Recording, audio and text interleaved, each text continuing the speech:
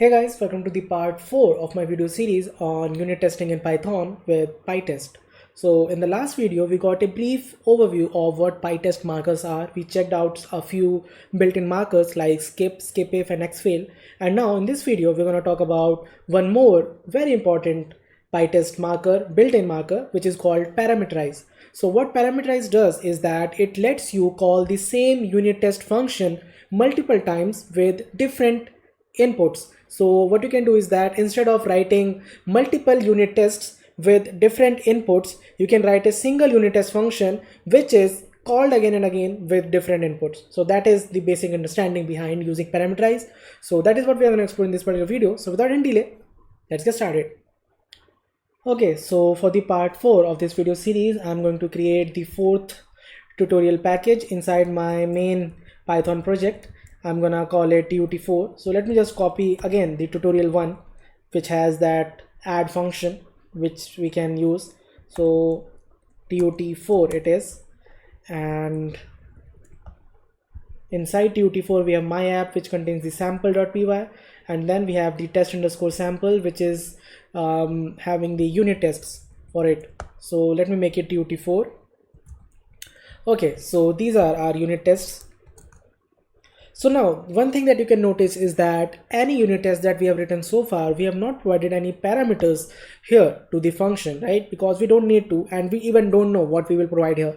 And because PyTest is calling these functions, so PyTest is responsible for calling it. So PyTest knows what to provide here. So by default, PyTest will not pass any parameters while calling your unit test, right? So that is a thing. And the second thing here is that while you are writing your unit tests, let's say in this particular case for the add function, you are writing multiple unit tests for checking multiple cases. So let's say you have one more test add list.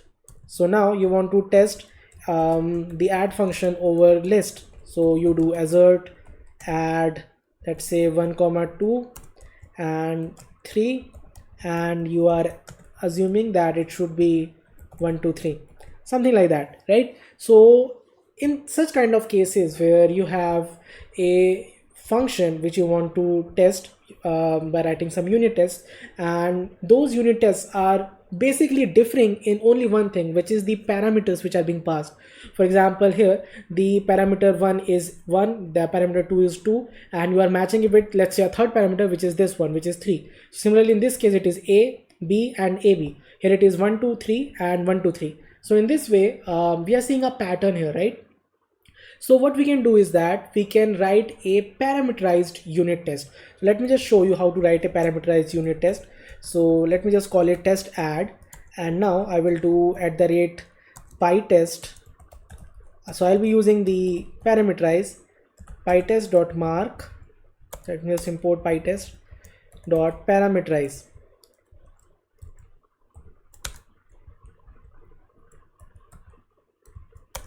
Okay, and now how do I parameterize it? So in order to parameterize, what you need to do is, first of all, you need to tell what all parameters are you going to pass. And the simplest way of specifying the names of the parameters that you're going to pass to your unit test is that you can provide a string in which you have comma separated names of the parameters. So let's say I have 3 parameters, a, b and c. So in this way I'm doing it, and so what will happen is that PyTest will always be passing a, b and c. Now you want to provide the values for a, b and c by providing a list in which so this is the first call, this is the second call. So in the first call, what should be the values of a, b and c? So let's say in the first call, values of a, b and c should be 1, 2, 3, because I want to check if 1 plus 2 equal to 3 or not. Then it should be, let's say, a, b and ab. So I want to check if a plus b is equal to ab or not. So value of a is string a, value of b is string b, and value of c is string ab. So in this way I've done that, and simply I will do assert add a comma b is equal to c. That's it. So this is my unit test, and now let me run it. And yeah, it ran, and let us try to analyze how it ran. So it is saying that it collected 2 items even though I ran a single unit test. The name of the test is test underscore add, but instead of just the name you are seeing this complete thing. So actually the name of your unit test is suffixed with some information about the parameters which are being passed to make that unit test name unique. So we have 1-2-3 and a-b-ab and so on. So in this way you can write unit test. So let me just provide one more. So now you can see that it is pretty easy, right? All you need to do is just update the parameter part of your unit test, and that's it. So I am passing 1, 2 and 3 and expecting 1, 2, 3. So let me just run it. So this time we will get 3 things, right? So yeah, so you can see that there is some specific way in which the test function, the unit test name is being specified here, like a2-b2-c2 for this particular case. So in this way it is putting the names. Actually you can customize these names to be something more meaningful. So I will make it a bit more meaningful by putting this IDs thing. So IDs is the parameter that you need to pass here, in which you have to put the ID for each case that you have made for passing as parameters. So for example, for the first case I am calling it num, for the second case I am calling it string, and the third case I am calling it list. So now if I try to run, look at that, my unit test names look a bit more, you can say a bit more understandable now, that you have num, you have string, you have list. So now it is a bit more easy to identify which particular unit test we are talking about here.